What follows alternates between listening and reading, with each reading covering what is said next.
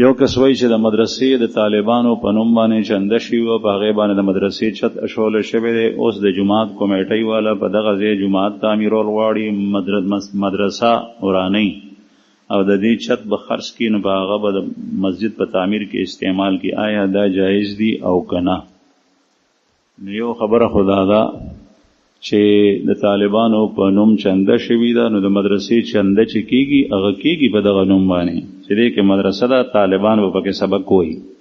نو دا ټکی غلط نه دی استعمال شوی، په ځای استعمال شوی دی. مدرسه وایي هغې ته چې هغې کې طلبه درس کوي، مدرسین پکې سبق لولي او طالبان پکې سبق وایي. دا د طالبانو د حصول علم دپاره ځای هغې ته مدرسه وایي. دویمه خبره دا ده چې دا ورانول کچرې دا چې کوم متولی دی د ځمکې مالک دی وغیره وغیره هغه جومات جوړول غوښتل، نو مدرسه ورانولی شي. که دې مدرسه کې جومات نو صرف مدرسه وه، دا ورانولی شي، جومات باندې جوړولی شي. او که نه دی کې جومات نو جومات نشي جوړولی.